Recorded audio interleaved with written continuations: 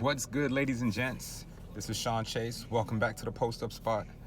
This week we're going to talk about what happened in the divisional round, and I'm going to touch on a few other thoughts I have about things that's going on in the NFL. So first and foremost, we want to talk about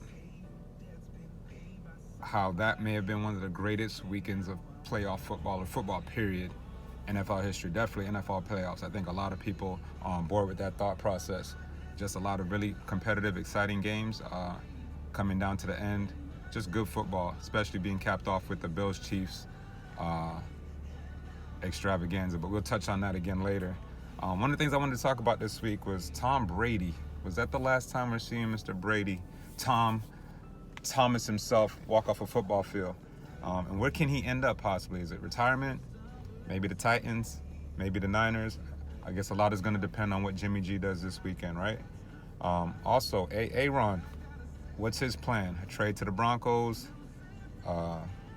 Maybe Pittsburgh? Maybe Titans might be in play for him as well. Or possibly retirement. Maybe that Jeopardy gig is waiting. But let's recap the picks from last week. So last week, I went 3-1 with my only loss being the Bills to the Chiefs. So the Bengals beat the Titans. The Titans needed more from Tannehill, or maybe they need a new quarterback. Maybe they need Brady. Evan McPherson hits clutch, a game-winning kick, and he's been clutch all season. He's been hitting big kicks all season. He's one of those up-and-coming kickers in the league. Can he, this postseason, break Vinatieri's postseason mark of 14 field goals? The Bengals would have to make it all the way to the Super Bowl, I believe, for him to do that. So that's an interesting thing to look out for. I would love to see the Bengals in the Super Bowl. That'll be dope for Joe Burrows to take the Bengals to the Super Bowl in such a short span of time after 31 years of no playoff wins to get 2, possibly 3, and a Super Bowl appearance. The Rams beat the Bucks, and that was a very interesting game. Matt Stafford has silenced most of his critics. Can he do it again this week by playing turnover-free football? The 49ers own the Rams. I think the Rams are 0-6 the last 6 games out against the 49ers. But I don't know if the 49ers have enough weapons in their arsenals outside of Deebo Samuels, and can they depend on Jimmy G not to throw the crucial pick or make that crucial mistake? The Niners beat the Pack. Aaron Rodgers' playoff numbers, his playoff record is suspect. We know what his talent level is as a quarterback, but his inability to win in the playoffs might be a little smudge on his otherwise pretty impressive resume as a quarterback. The other thing we wanted to get into was the Chiefs and the Bills. This was probably the game of the week in most people's opinion. Very interesting back and forth matchup. We already know who Mahomes is, and he showed us that he can be that when it's time to be that. I think Josh Allen's shown us he can be that consistently now. But I would have to say the focal point of this game would be how it ended. I know the overtime rules as they currently comprise may suffice for regular season, but I don't think they work for playoffs.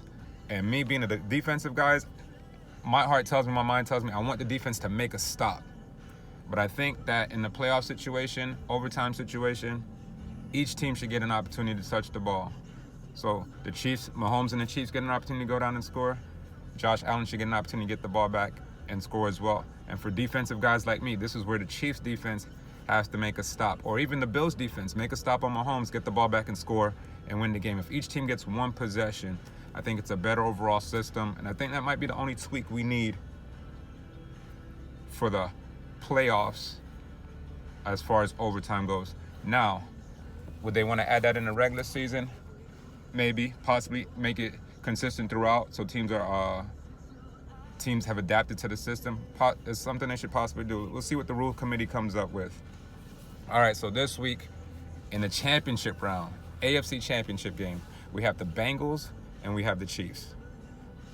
All my football sense is telling me to pick the Chiefs, but I'm going to have to go with the Bengals on this one. If they can limit the sacks on Joey Ball game to 4 or less, I think they have a shot.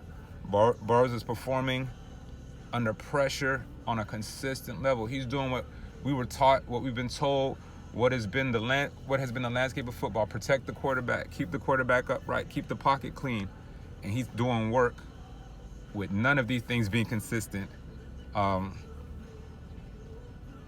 if they can keep the sacks to 4 or less, if him and Jamar could keep doing what they've been doing, I think they've proven. They beat the Chiefs early in the season. I think offensively, Joey has what it takes. Jamar has what it takes to go out and pull off this major upset and get the Bengals to the Super Bowl. Niners versus Rams. I've been flip-flopping back and forth all week on this one. All week. And again, my heart is saying Niners. Niners have won 6 straight against the Rams. Shanahan seems to have McVay's number.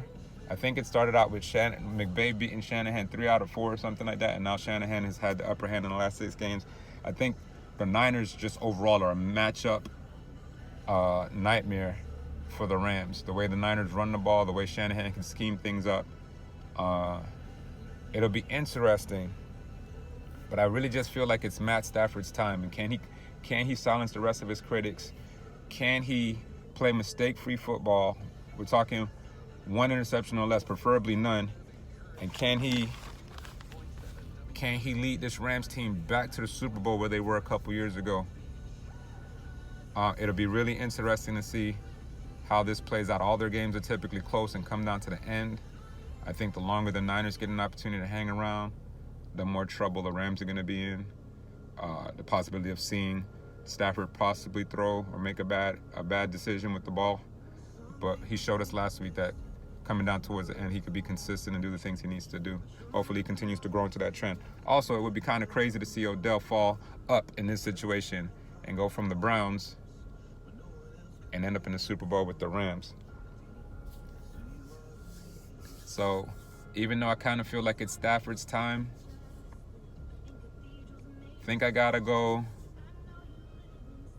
I'm gonna go Rams on this one. I think they're ready. I think it's time. I think this is what Stafford came to LA for, to do this. This is what McVay brought him to LA for, to do this. This is why they comprise this team the way it's comprised, to go to the Super Bowl. So we're picking Rams over Niners to go to the Super Bowl, Bengals over Chiefs to go to the Super Bowl. We'll be back next week to see how these picks turn out, to see how these games turn out. Did they live up to what's already been the hype and the excitement and the energy of what has already been going on in the playoffs? So till the next time on the Poster Spot, this is Sean Chase. May God bless you and keep you wherever you may be.